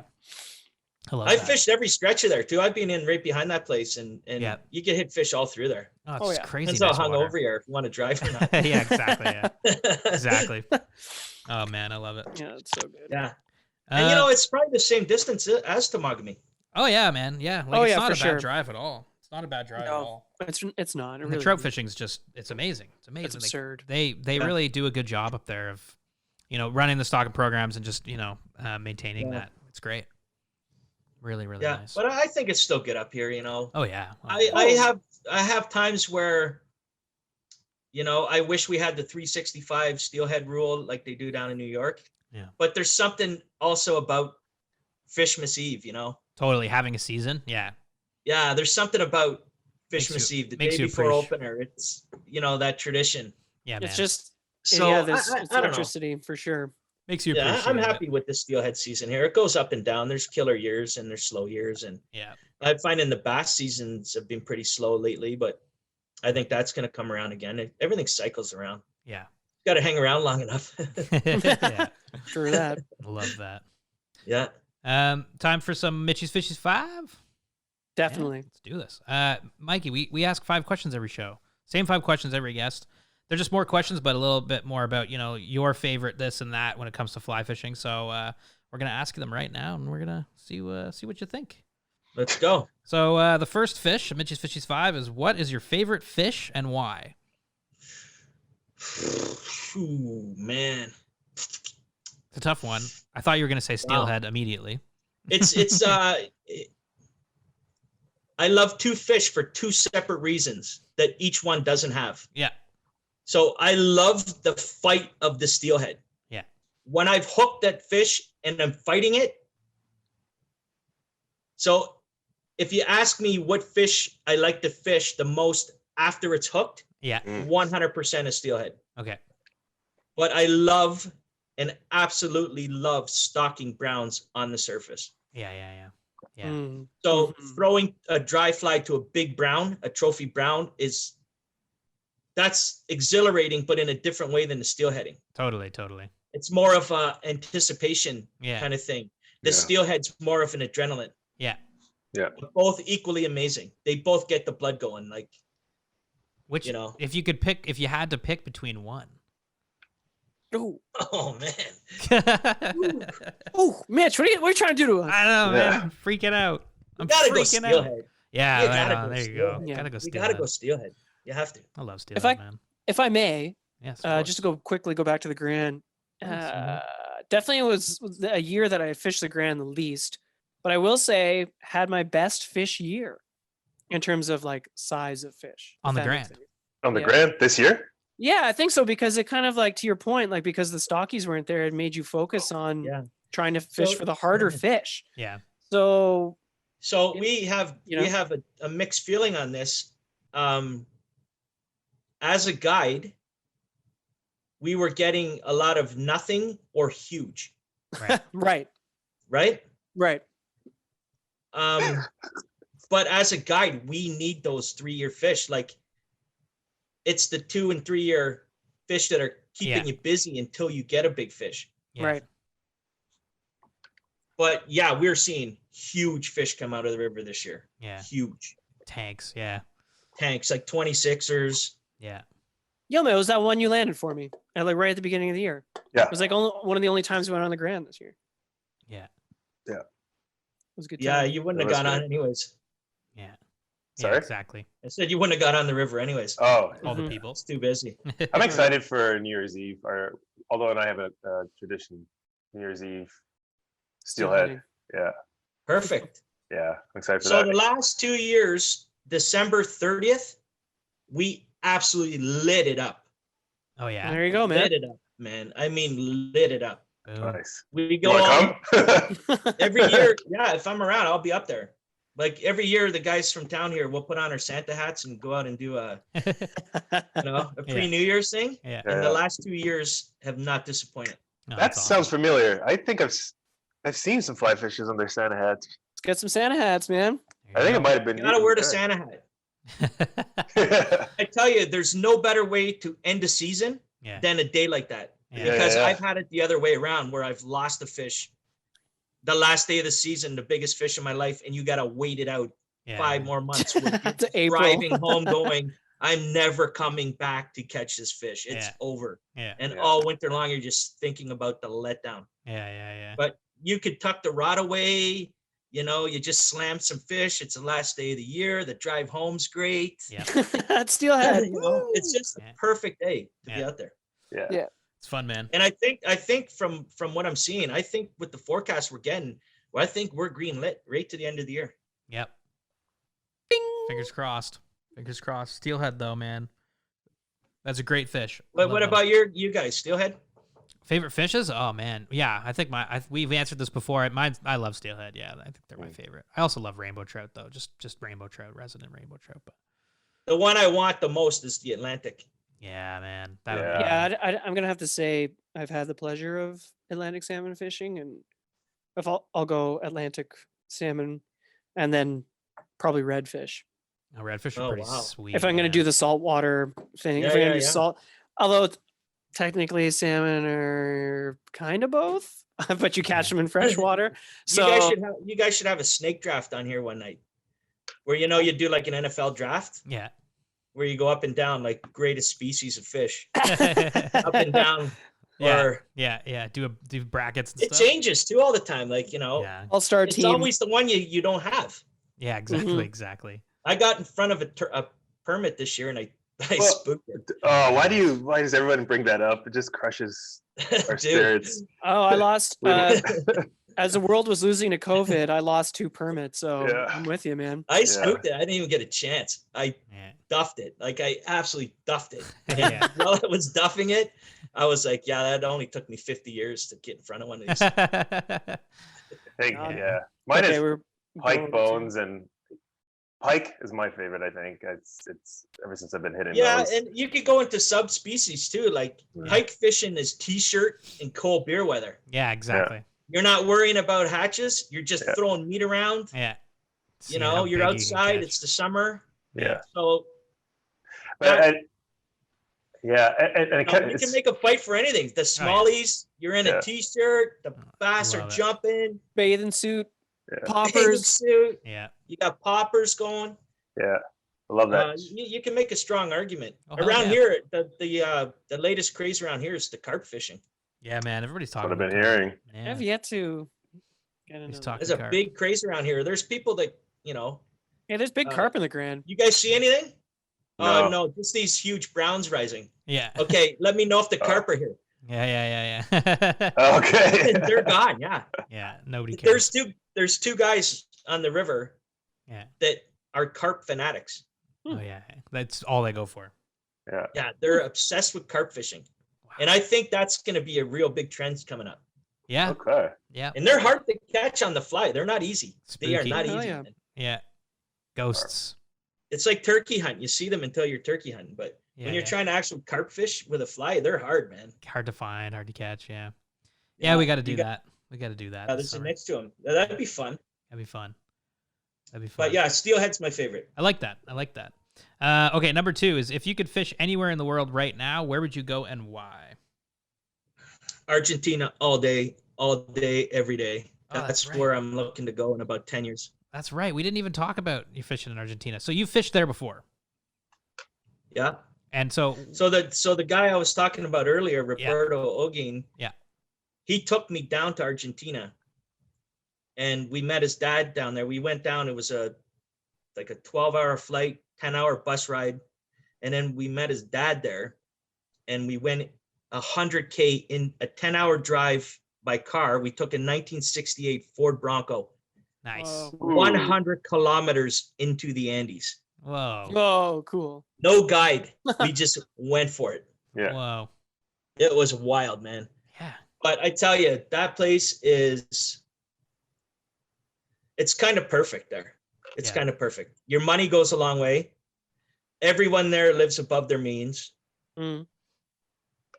Everyone's eating and drinking wine, and Sounds like my they kind don't of care place. about a lot of the smaller things that we care about over here. Yeah. Mhm. Their houses aren't as important as this or what their neighbors have. They're not into any of that. Yeah. They like to eat a nice dinner, and then they go into the town square and they drink wine and they laugh, and You have a good time. everyone's outside. Sounds awesome. It's Sounds great. beautiful people there, Yeah. really nice people. The food's amazing. It's safe. Yeah. It's just an amazing place. And then the fishing is as great as you want it to be. Yeah. You could go into the Andes. The movie. There was a movie I think in the 90s called Alive. It was the rugby team crashes. Oh, yeah, alive. So I saw where they were. Oh, I was in the Oh. valley. Really? Yeah, I saw where they Hmm. were. I saw exactly where they were. Jeez. Ooh. Is that the Ethan Hawke flick when he was? He's It's one a of the true actors. story. It's a true Yeah. story about Yeah. a rugby team there, whatever. But yeah, we went way in there. Yeah. Rest in peace, Armando Yeah. Ogin. He just passed away this year. He took us in there. He was 76 years old. Yeah. Whoa. By the time we got out of the Andes, he was stronger than we went in there. Yeah. I was broken. I was absolutely a little man-child in there. I got broken down by the weather. Yeah. Like my skin got ripped up by the wind and the sand, and Yeah. I looked like Everest base camp guy with the white stuff on his nose. My hands were ripped to pieces. Yeah. Right. Armando was stronger coming back. Man. Yeah. I couldn't believe it. And he was in his mid 70s. Jeez. And then his cousin was with us, and he got altitude sickness Yeah. out of the guy from Argentina. Oh wow. But I'm telling you, man, you got to get down there. Yeah, You yeah. have to Yeah, get to absolutely. Argentina. Mix it up a bit because it's a really long flight. It's a long way to get there. Yeah. But it's the kind of place where you're fly fishing in the morning, and then you're eating a steak barbecue thing Yeah. by Gauchos in the afternoon in some vineyard in the mountains somewhere. It's And crazy. everyone's friendly, That sounds and it's awesome. not expensive. You're like, what's the catch here? Yeah. It's really Sounds- nice there. Sounds like a heaven. That Really. sounds amazing. Yeah. Maybe that's the first place we gotta hit after And, this COVID thing. That's the one that I know. I haven't seen everywhere yet. So Mhm. Labrador's where I want to go. Yeah, that'd be cool. Yeah. That'd be cool to check out. Yeah. Argentina, though, So man. yeah, Dang. Argentina. That's where I'm going. That's Love it. where I Good hope answer. to Love retire it. there. Yeah. Great answer. You guys will be visiting me down there in 10 years. Fine by me. Absolutely. See you there. Go get set up, and then we'll come down. Yeah, exactly. SoFly International. Yeah, man. Yeah. I love it. I could be a correspondent from down there. Yeah, exactly. I love it. Our man in Argentina. Our man. I love it. Okay, number 3, Mitchy's Fishies 5 is, what is your best or favorite fishing memory? Or one of your best memories? Oh, with my grandpa, for sure. Nice. Yeah, Wow. he taught me everything. I want to hear this story. Just fishing with your grandpa. So my grandpa grew up Mhm. on you guys know where Pelee Island is? Yeah. Mhm. So imagine Pelee Island in the 20s. Oh, man, yeah. It was like living in rural Alaska or Siberia. Super, yeah, like untouched. Yeah, it was completely untouched there. So he was the real deal. Like he was the absolute real deal. He could do anything you asked him. Like he was my hero. Anything, he could do anything. Yeah. From fix a car to, he was a taxidermist. You know, he would show me all photos of him, 10 years old with shotgun over his shoulder with his brother and sister that are 5 and birds in their hand. Yeah. It was just a different time then, Yeah. So I would die. he eventually moved. Now Pelee Island's like that's all wineries and this that. So he ended up getting married and settling in Toronto. But I used to fish with him every Sunday. We would go to Dufferin's Creek. Yeah. And fish for anything, bobber and worm. Yep. And Nice. then your world opens up when you get 16, someone has got a car. Yeah. That's when your world opens up a bit. But until I was 16, Dufferin's Creek to me was That was my That was it. place. Yeah. Yeah. That's great. I mean, fishing Sanctuary. with your grandpa, yeah, it's a great Yeah. memory. Yeah. Duffins. That's awesome, man. I love that. Yeah, he could do everything, man. Like he could just take a thing of wood and whittle a whistle, and then he would take a thing and turn it into a rug, and then he could catch any fish you ever. He was just amazing. One of those, Really nice person too. He's just a real good guy. Yeah. That's awesome, man. So, anyways, for sure him. That's great. I love that. It's awesome. Number 4, Mitchy's Fishies 5 is, why do you fly fish? What do you get out of fly fishing? Oh man. A little more existential. Yeah. To be honest with you, the number one reason I wanted to get into it was to get away from people. Yeah. Didn't work out, eh? Fair enough. There's only so many years you could slug around out there with the crew, and Yeah. you know what it's like when you pull into a spot and there's 20 cars. You're like, come on, not today. It's my only day off. Totally. And then that's the first thing that I noticed about it was you could go out there and learn it you could be totally peaceful and whatever. Yeah. But it's checkers versus chess to me. Yeah. I love the game of fly fishing. I love the game of it. Yeah. Yeah. I'm with And you. every single day you're out there is different than yesterday. Mm-hmm. Mm-hmm. Had nothing to do with yesterday. You could tell me you caught 100 fish yesterday, and that was yesterday. Yeah. That was Or- yesterday. Yeah. Vice versa. Yesterday we didn't catch anything. Okay, well, this is today. Let's see what happens. Yeah, exactly. Yeah. Mm-hmm. Mm-hmm. Mm-hmm. But you could go on and on and on. It's an amazing community to be involved in. There's very close knit group of people, I think. Yeah. Yeah. Most people are good people. Most people I meet Oh, yeah. fly fishing. Yeah, They're very laid back. I think you'll find the most common trait among fly fishers is they're usually laid back people. Yeah. And patient and intelligent. Patient, laid back. Yeah. A little bit of lone wolves. Yeah. I'm a bit of a mix. Like I don't like the drive alone going to the rivers. Yeah. I like riding up with somebody and then see kind of drifting off a bit. Yeah.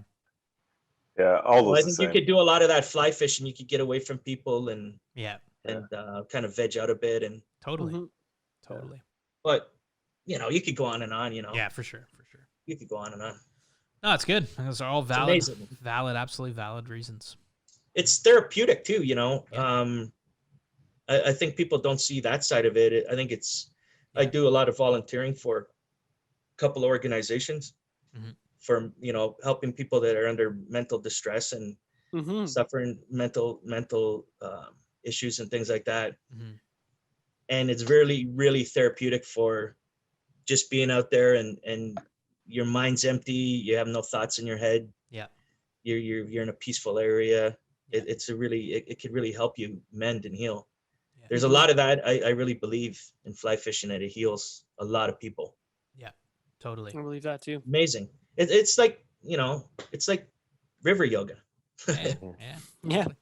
It is. There's a meditation, but it's got a good vibe about it. And also the other side of it too is it helps, it also heals physically. It helps women. They found out, like, women recovering from breast cancer and that, they found out a lot of the machines that they're using in the hospital, where they're in this sterile environment in the middle of this, big giant hospital around a bunch of sick people and no scenery, just pushing these machines.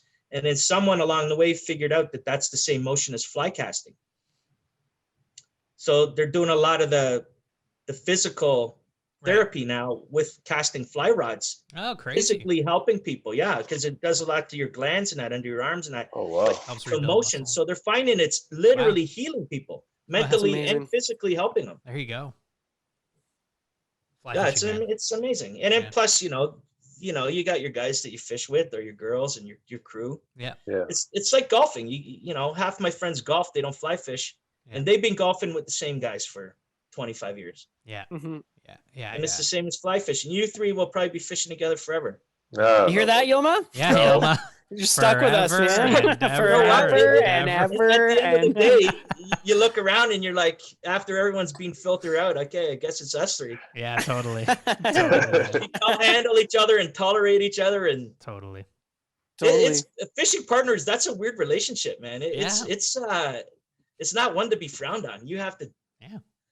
It's a big deal going fishing with people. It's a working relationship, yeah. It is a big deal going fishing with people, That's a big deal. You can find out, like, who's got, I really didn't realize Jimmy had a temper problem like that. Wow, I wasn't expecting that reaction from losing that fish. Wow. Totally. You can learn a lot about people on the river, man. Oh, man. I'm not really going to get into this story, but I'm not going to really get into this in detail, but I saw Mitch get angry like I've never seen anybody get angry in my entire life. Me? At what? Yeah. At a fish? I can't say. I don't. What? Was it a lost fish? Was it a lost fish? No. It was a passerby. Someone in the spot? Passerby kind of. Yeah, no, it's just a passerby trying to tell him how to handle a fish, and he. Oh man! No, he was trying to tell Aldo how to handle a fish. Said, "Hey, watch it, buddy." Mitch right. But it's how you reacted to that. That was just like. Mitch totally had my back. I had his back, man. This guy's like, you have your fish. You have your unwanted help. He's one unwanted help guy. This guy was chirping us from a bridge one day, and Mitch was like, "Hey, you shut your mouth, or I'm coming up there." And the guy was like, "Okay, see you later." The guy I was like, "Whoa, Mitch, nice one." Yeah, man. It's just one of those days. You know what? Now you know. Next time someone chirps him, you're gonna say, "Yeah, that's Mitch. That's how he gets down." It's from Sam, man. That's what I'm saying, man. You don't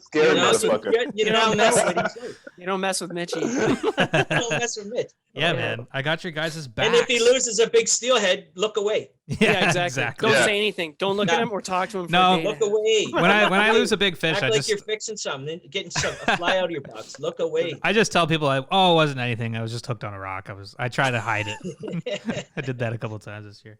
No, it's great, man. Those are all great. I think reasons to fly fish. The friend thing, very good. So true. So true. Is there any more? Was that the last one? That was 4. The fifth one. This is the last one, which is Fishy's 5. Right. And it's if you were a fly, what would you be? What fly pattern best represents you and why? Oh, I'm a caddis.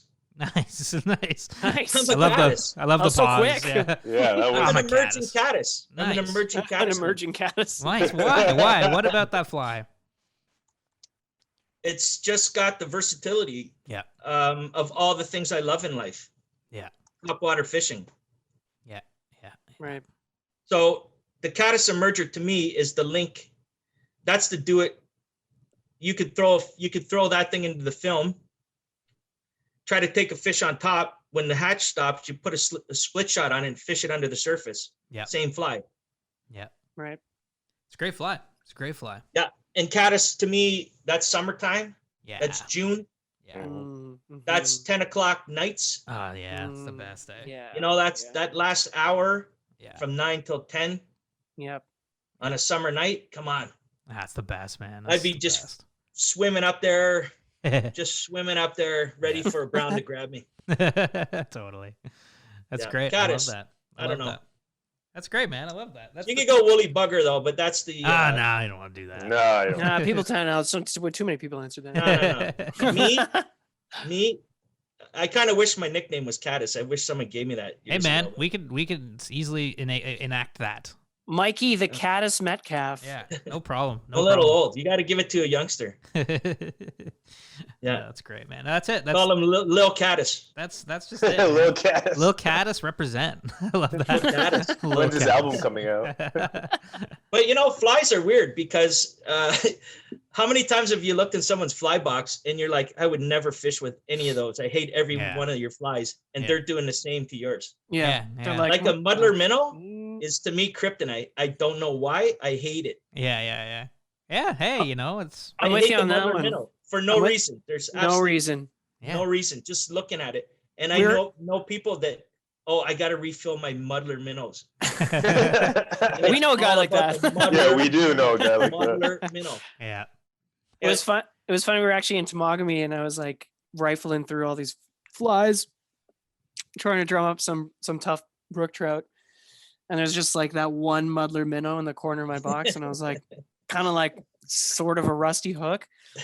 Sharpened it a bit, and I was just like, okay, whatever. I've tried everything else. First cast, beautiful brook trout, and I was like, Oh, you know, like I was like, God damn, muddler Stupid minnows. muddler. that's one thing about Southern Ontario. I wish Yeah.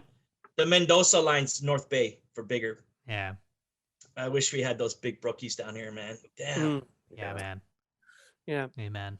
Anywho, Well, that's And- that's Mitchy's Fishies 5, man. That's great. I think this is and you know, that's the show. This has been the fantastic. show. That's the Mikey. show. It's been great. It's been really awesome getting to chat. Yeah. yeah, man. Thanks for having me on. I really appreciate it. Mikey, that's a Like I said, 2-hour show. You did a 2-hour show, man. Yeah, it's so easy to just chat. you Yeah. know? Close. to Yeah, I'm a 2 hours. blabbermouth by nature too, so you got to cut me off. no, Yeah, you're it was good, you're awesome, good. man. It was awesome. We Well, gotta good we show. gotta hit the river this year, man. Yeah. You know, in the coming year, we gotta get out together. Be fun to fish. Absolutely. Yeah. Oh, Yeah, absolutely. Be fun Oh, to I'd fish. like to take you guys somewhere that you've never been. Yeah. Mhm. That'd be Well, fun. See you maybe in the- Argentina. Argentina, yeah. Or we'll see you there. Niagara. Or Niagara. Yeah, Yeah. we could do the Niagara. Yeah. Yeah. Yep. That'd be Well, fun. we can do whatever. But Mikey, shameless plug time. Where do people find you? How do people contact you? How can people book you? You know, COVID. You know, in a perfect COVID world. You know. You could go on my website, Metcalfe Flycast. www. Do people even say that anymore? www. I do. MetcalfeFlycast.ca. Instagram, Metcalfe Flycast. Have an eye for us. I just did an episode for the new Fly Fisher coming out. I'm going to be hosting one of the shows for bass. You've done them before too. There's a couple in the past, right? Or at least one I know of. No, so they did one last year where they featured me. Nice. We did a dry fly episode. This year, I'm going to host an episode. Oh, cool. Nice. That's So, fun. You know, the way things are, everyone's schedules are crazy. I chipped in and went up and filmed a bass episode with Mark. Yeah. Up in Thessalon. And then my friend Rob Heel, Fergus legend, he went up and did a big pike episode as well. So Nice. Radical. everything's going to be coming out in the new year. Everything's getting worked on and they're working their magic. And Sweet. we're just hoping that everyone's just waiting. I don't know what to say. Everyone's waiting to see what happens in the new year, but we'll know by Yeah. January, February what's happening.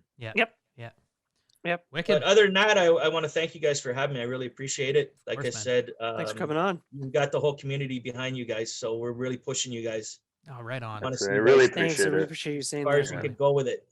We want to see you guys doing real big things. So Wicked. anything you need from us, you give us a holler Yeah. and Will do. Have yourself a great holiday. Yeah. You You too. too, man. Be Absolutely. safe out there, not Yep. only with the COVID out there, but on the rivers. Yep. Yep.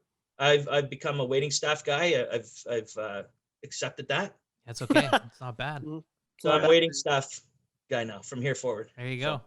Hey, Be safe on the water, and we'll see you guys in the new year. Thank you for having me. Absolutely. Take Thanks care, again, Mikey. Mikey. Nice. Have a good one, man. nice seeing you, See Mikey. you Great guys. to chat. Bye. Take Safe care, out man. there. Bye bye. Thank you. Wow, that was a great guy. Mikey's so nice. Yeah, great show. It was an awesome chat. It was fun. Yeah, It was super fun. excited to go on the Niagara. Oh, come on now, Yelma. Are you guys fishing this weekend? I guess it's the weekend right now. Today's Sunday. I'm not fishing right now. I don't think I'm gonna. Maybe next weekend, but I'm not gonna fish until New Year's Eve. Oh yeah, I think I mean, Mikey's right. We did just get a lot of water, I but know. but if the river levels look okay, yeah, I mean, one more time. You could break those new waders in. One more time. I know I got new waders. Oh, those waders look they look New really good. Patagonia waders. I like the Patagonia. I like the color. I do. I kind of thought of something as we were talking about Tomagami and those waders. I was like, oh, those are some dark waders for mosquitoes. Oh, But yeah. I was yeah, like, whatever. Yeah, So they can't bite through them. They can't bite through the waders. yeah, what are they going to do? Bite through the waders? Yeah, what are they gonna do? Bite through the Bite through waders? the waders? Oh, right, okay. Yeah, I don't I'm know. excited. I'm excited. No, they fit really well, and the Yeah. curbside pickup with drift was super easy. And Nice. I never had Patagonia waders before, so it's we trying something new out here, guys. Yeah, good Nice. stuff, man. Yeah, maybe next weekend we'll have to go out. Like, Yeah, maybe. Like maybe on Sunday. You know, Yeah. Maybe. Wow. Yeah. Oh, It's yeah. pretty cold. It's pretty cold out there now. I know Yelma's freaked out by that. It's but not. It's not it like got- today. It it wasn't warmed, cold. It warmed up a lot this week. Today like wasn't cold versus at all. the last time we were on the water. Today is cold. Today's cold. Yesterday was warm. Yesterday when I picked up the hard drive from Mitch and you didn't want to hang out with me, you just gave me the hard drive and said bye. That was pretty warm. Yeah, it was warm. It was warm yesterday. Exactly. Yeah. Well, I'm maybe stay close to town, just fish the credit or something. Like I know. I think I gotta fish the Grand one more time. That's also true. Yeah, You know what fish I mean? something we can't fish. Because I feel like, okay, if I go next weekend, it'll be like the last weekend really to fish the Grand for me based on my Yeah. sketch. So might have to Mhm, just do mhm. it. Sunday, let's get Dude, some I'm like, down. you know what we can do? Dude. You know what we can do? We can bring some tasty grub, right? Tasty grub. Have a Number little one. fire. Have And a just little do fire. it. Just do Number it that two. way. Have a nice toast to the end of the Steelhead Grand season for us, and just like have a nice just I love that. We could Yeah, have a yeah. little fire on just on anywhere. the island or wherever, and we could just have a nice little The parking farewell. lot of Caledonia. I don't know. And then I'll see you guys at ice fishing season, basically. See Well, you we'll fish later. we'll fish the credit too, but yeah. Of course. I know. But yeah, we should do that. But hey, Well, it's about it. there's by the time this gets released, 2 days from now, yeah, it's gonna be midway through December, and people won't hear from us till after Christmas. yeah, that's right. Yeah. Well, we'll send a show. Yeah, the last show will be. Dang, yeah, it'll be the New Year's show. We're gonna do a New Year's show where we'll just Our usual we- year in review. year in review. Well, we'll just talk about fishing in 2020. What did that look like? What- Maybe what we'll that feature some interviews from anglers. Maybe we'll, do that kind of stuff. I don't know. It's gonna be good. Yeah. But hopefully everybody out there is having a good steelhead season, a good fishing season. If you're not fishing steelhead right now in your part of the world, and you're staying healthy and safe and bunkering down, just waiting out for that vaccine, which is on the way as it appears. Yeah. Thanks everybody for listening. I guess that's it for me, Mitch, Maldo, Goodbye now. Yelma. See you later. See you later, everyone. Yelma, come on. You got to end on On a Yelma, high note. What do you mean? Bring the energy All up, those come is on. like goodbye. Bring the energy up in 3 seconds. You're going to do an amazing outro. 3, Just- 2, See you, everyone. You got to wait till I'm done counting down. Oh, 3, sorry. Yeah. 2, 1, go. See you, everyone. All right, that'll do. Bye. No. One more time. Okay, fine. But this is getting ridiculous. Okay. 3, 2, 1. See you, everyone. It's Wow, the exact that's same as the other one. Okay. Pretty bad. Thanks for this, everybody. Take care. You can find all of SoFly's content at SoFly.ca. On Instagram, we're at the SoFly Crew. You can reach us at thesoflycrew@gmail.com with any questions, comments, or concerns. On Facebook, we're SoFly, and our podcast is available on SoundCloud, iTunes, and Spotify.